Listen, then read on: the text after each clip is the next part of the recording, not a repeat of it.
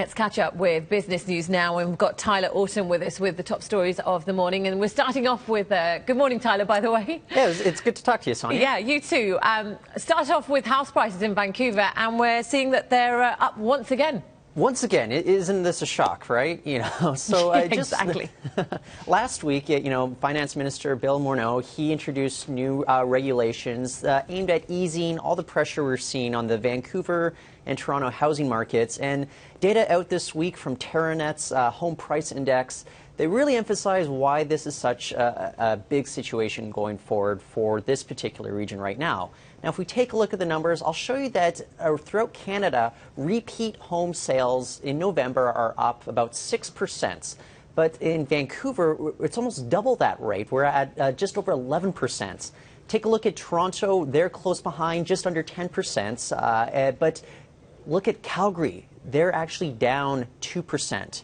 So the reason why this is significant is because these new rules introduced by the government last week, they're going to require an additional 10% minimum down payment for anything above a new home price of $500 to $1 million. Mm-hmm. So what they did over at CIBC is economists took a look at it and to determine how many homes that would actually affect.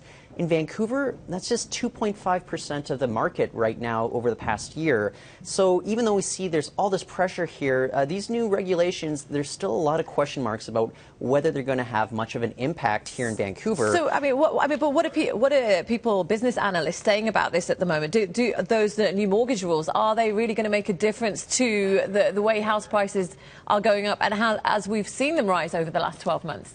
Well, that's just it, because you know what economists are saying is, look, this is much better than just requiring say a 20% minimum down payment on anything, priced above $500,000. They say that this is a much better rule than that.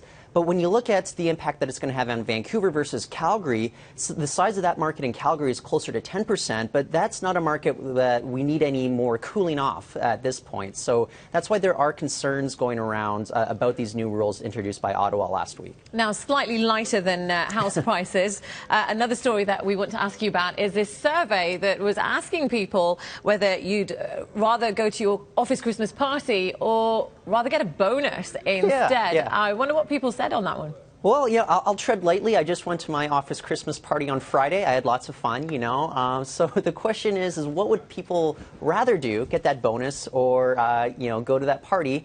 The vast majority of Canadians, maybe not a shock, they'd rather go and get that bonus. So if we take a look at the numbers, I'll show you, look, 47% of companies this year, almost half, they're not even providing a bonus. But the vast majority of them, about 70%, just under 70%, they're hosting parties. But guess what? 90% of Canadian employees would prefer a bonus over that party.